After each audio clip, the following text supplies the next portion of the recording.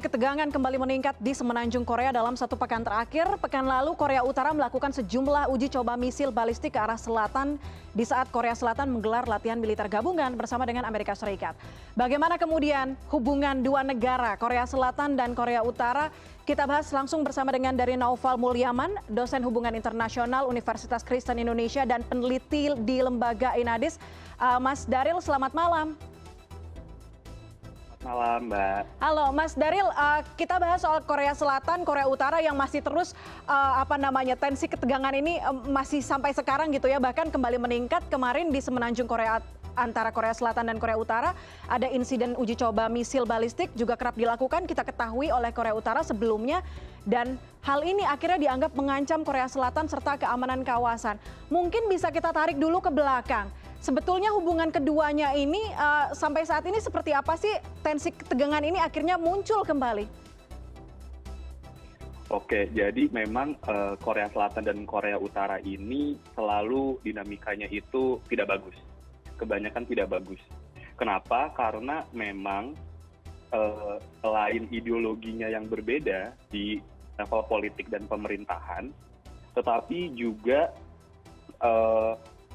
untuk koalisi atau misal sekutunya itu juga ternyata saling nggak suka kan gitu. Kita juga tahu Korea Utara bersama Rusia dan Tiongkok, sementara Korea Selatan bersama Amerika Serikat dan Jepang. Jadi kalau misal kita tarik ke belakang, ketika setelah Perang Dunia Kedua, lalu Uni Soviet bersama Tiongkok masuk ke semenanjung Korea lewat utara, lalu Amerika Serikat masuk melalui Korea Selatan. Nah, sejak saat itulah itu mereka terbagi, dan sebenarnya pun sampai sekarang mereka itu masih dalam kondisi perang. Mereka belum selesai, mereka hanya gencatan senjata ketika perang Korea berhenti. Seperti itu, Mbak. Oke, Mas Dari, tapi kalau kita flashback, kita balik lagi ke 2019. Kita ingat banget dulu ada momentum yang menjadi sorotan dunia ketika ada Presiden Korea Selatan, Presiden Amerika Serikat, Presiden Korea Utara ini masuk ke zona demilitarisasi ya, begitu di perbatasan. Kalau menurut Mas Dari, apa substansinya kemudian? Banyak pengamat atau banyak netizen yang mengatakan bahwa kayaknya ini cuma pertunjukan aja deh. Tapi sebetulnya substansinya apa yang mungkin bisa berdampak pada apa yang terjadi belakangan ini? Sebenarnya ini mungkin kalau misal bisa dibilang gimmick, ya ini gimmick. Jadi sebenarnya ini berhubungan dengan kondisi politik domestiknya Korea Selatan. Di Korea Selatan ada dua partai besar, ada People Power Party dan juga ada Democratic Party.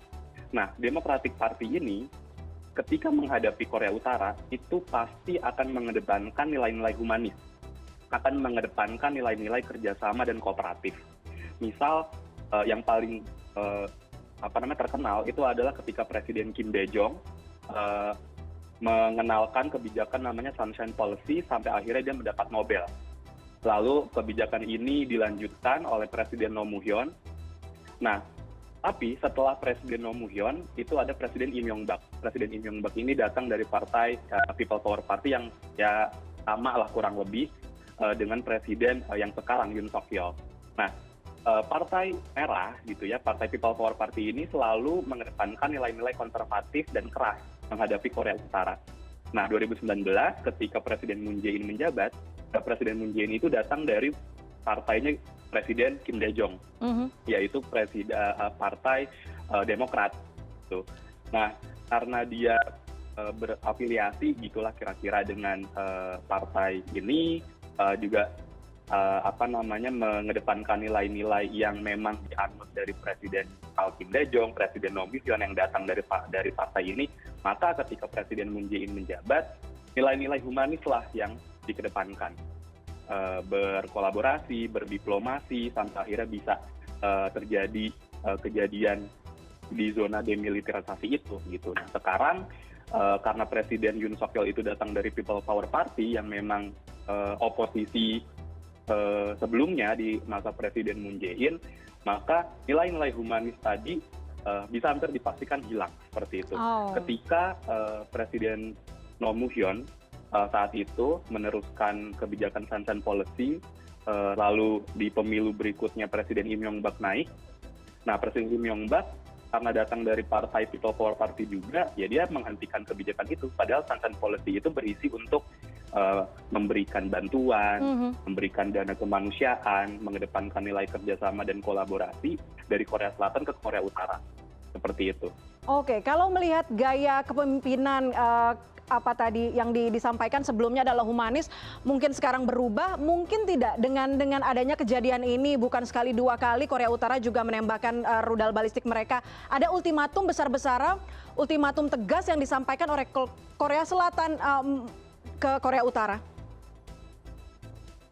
Betul, sehingga kalau dilihat karena Presiden Yoon Suk Yeol ini datang dari People Power Party yang merupakan partai merah gitu ya, yang konservatif, mengedepankan tadi nilai-nilai konservatif dan keras, berbeda dengan Presiden Moon Jae-in sebelumnya, maka untuk menghadapi Korut bisa dipastikan juga akan keras gitu. Kalau misal di sebelum-sebelumnya, ketika Korut menembak, misal akan diberikan misal nota gitu ya, nota ketidaksukaan, misal seperti itu. Tapi kalau sekarang karena Presiden Yoon dibalas lagi. Nah itu yang kita lihat di beberapa hari terakhir ini. Sehingga terjadi balas-balasan. Nah itu sebenarnya memang mengkhawatirkan. Karena memang banyak juga pengamat yang mengatakan bahwa Presiden Yoon Suk Yeol ini kurang lebih mirip dengan mantan Presiden Donald Trump dari Amerika Serikat dengan gaya kepemimpinannya. Seperti itu, Mbak.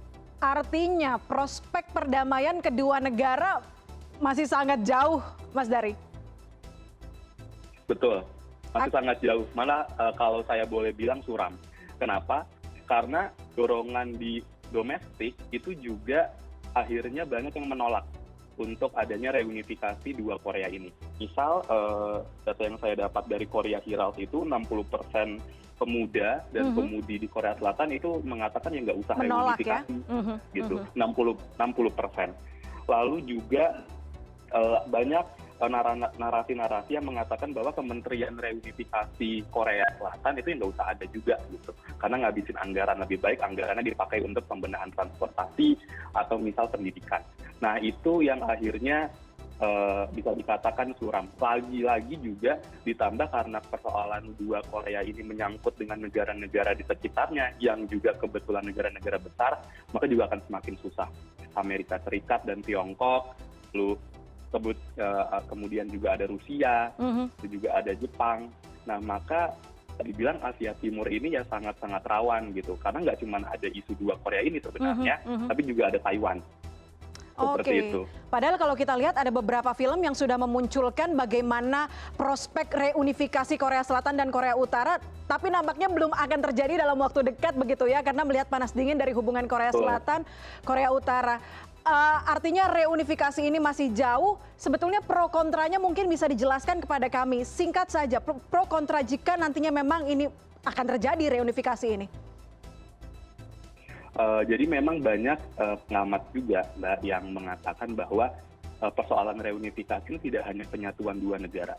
Dua negara ini tumbuh dan berkembang dengan ibaratnya dua orang tua yang berbeda. Yang satu liberalisme, yang satu komunis. Lalu tidak cuma itu. Penduduk Korea Utara itu ditakutkan oleh Korea Selatan, kebanyakan masyarakatnya, sebagai beban. Korea Selatan dengan ekonomi yang sebegitu maju, dengan peran dia sebagai middle power, anggota G20, anggota MIKTA gitu ya, lalu juga dengan soft diplomasinya yang sukses lewat kebudayaan populernya, itu menganggap kalau misal Korea Utara ini bergabung, itu bisa menjadi beban untuk ekonominya yang memang sudah baik. Itu permasalahannya. Nah itu yang jadinya agak susah untuk bagi Korea Selatan untuk bisa masuk dan mau menerima betul Korea Utara. Di sisi lainnya Korea Utara juga begitu, gitu, menganggap demikian. Dia punya konstitusi bahwa dia adalah negara nuklir dan dia selama ini pun hidup dari nuklir, dengan artian dia suka dalam tanda kutip gertak sambal uji coba nuklir segala macam, sebenarnya untuk mengharapkan dana kemanusiaan internasional supaya bisa dialirkan ke sana, seperti itu. Apalagi barunya dia mau bikin ruang untuk berdagang dengan Putin. Nah itu juga agak susah. Oke. Terakhir Mas Dari, karena waktu yang terbatas, kekhawatiran masyarakat Indonesia akan seperti apa? Apa yang mungkin bisa berdampak kepada Indonesia khususnya dengan hubungan Korea Selatan dan Korea Utara? eh, ya kan Indonesia ini sebenarnya politik dia memihak Korea Utara kan di ibu kita dari di juga KBRI. Nah, impact kita kalau mereka mencatat Mas dari itu menjadi perang terbuka lagi, maka bisa kemungkinan ASEAN khususnya gitu ya menerima pengungsi gitu. Pengungsi dari Korea Selatan gitu. Mungkin Korea Selatan juga tidak akan menuju Cina, tidak akan menuju Jepang, mereka pasti akan mencari zona aman. Nah, menurut hemat saya Indonesia masih dalam kapasitas itu. Oh, oke. Kita lihat Korea Selatan investasi misal banyak di sini, mereka hidup nyaman, diasporanya di sini, nah mungkin bisa menjadi tempat untuk pengungsian seperti itu, Mbak. Oke, baik. Mas dari Naufal, terima kasih banyak untuk analisisnya soal panas dingin hubungan Korea Utara, Korea Selatan. Nanti kita berjumpa lagi dengan topik lainnya di Korean Corner. Terima kasih banyak, selamat malam.